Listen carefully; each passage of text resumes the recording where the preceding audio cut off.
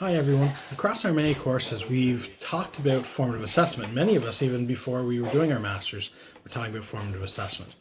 Across Prince Edward Island, I've been lucky enough to provide PD and work with hundreds of teachers on Prince Edward Island, and what I've found is that there's a little bit of a love-hate relationship with formative assessment.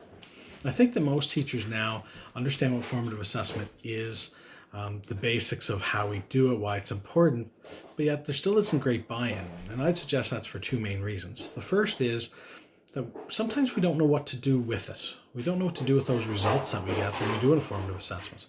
I think the second thing is, how do we do it without taking more time? We all have a problem with how much time that we use in our curriculum. So let's take a look at my little scenario at the start. What happened? There was a test, you could argue. There was a sample of, I had to hit that nail with the hammer. Well, I got some feedback that told me that I was doing it wrong, or in a way that wasn't going to be successful. Then I made a plan based on some correction to the process I was using to come up with a different way and a better way to do it to accomplish the task. Today, I want to take you through one of my favorite tools for providing students with immediate, specific feedback on chunks of information and chunks of their learning. That's Google Forms with autocorrect. This is the example of Google Form that you see here that I've made for our class, just to demonstrate that there are 11 different types of questions that are available to us. There's the typical short answer question, which is intended for one or two kind of single words. Then there's the paragraph for longer paragraphs or sentences. You're going to see afterwards that some of these things can be auto-corrected and some can't. There's your typical multiple choice where you can only select one option, or a checkbox question where you can select multiple options. There's also drop downs where you can select one thing.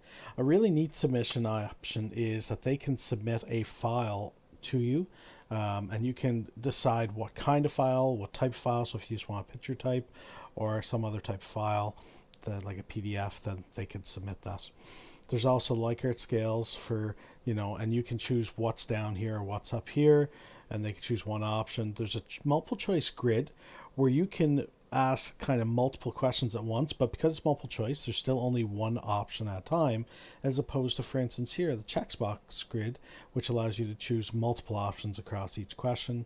And the last two options are the ability to enter a date or enter a time if that's requested.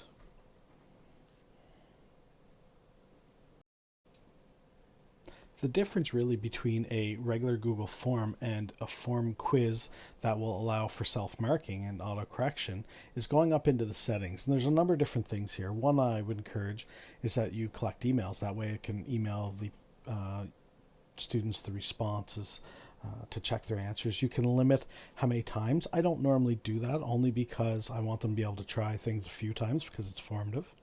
Under the quizzes section, then you can have different settings specific to the quiz. This way Google Forms knows that you want this to be a marked item.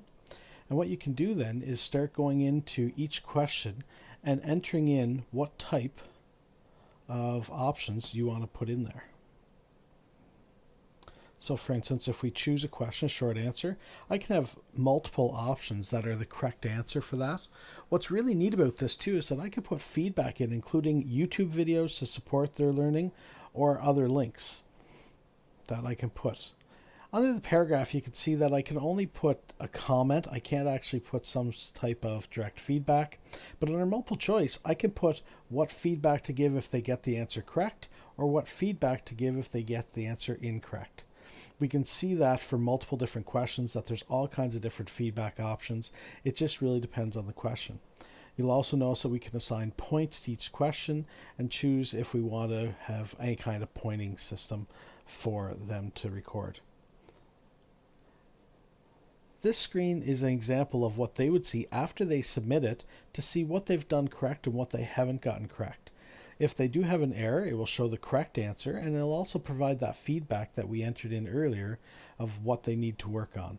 So right off the bat, they get immediate feedback on what it is that they're struggling with and having a hard time with.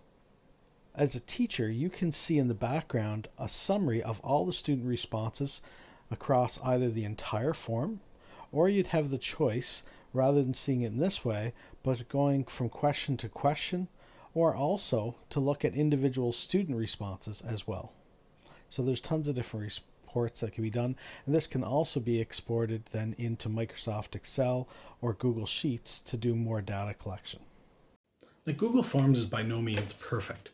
They've got a couple of challenges in terms of formative assessment. It is great that we can collect lots of different data, including different forms of questions.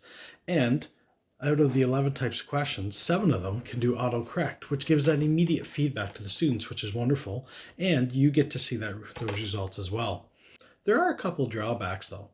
One of which, as a math teacher, is that we can't put equations in there. Now, as a workaround, what a lot of us will do is we'll make our equations in other software, clip a photo of it, and put it in, because it does accept photos very well. And the second drawback, though, is that when you have the autocorrect on, it doesn't give direct feedback on what you got wrong. So for instance, on a multiple choice question, if you answered A and A was incorrect, why was A incorrect versus B was incorrect, C was correct, and D was incorrect for another reason? We can't hone down that information. And that really takes us back to those 2 concerns of teacher buy-in that we talked about at the start. And these do take time to create. But the nice thing is, once you create them once, they're there forever. And I've built these and shared these. The second thing, though, is that the purpose of formative assessment is to get the feedback and then have that corrective instruction. And that's something that it still can't do. That still is going to come down to you as the teacher. You're still going to have to get that feedback from them, look at what answers they got wrong, and then give them some of that corrective instruction based on what it is. I hope you've enjoyed the video, and thank you very much for your time.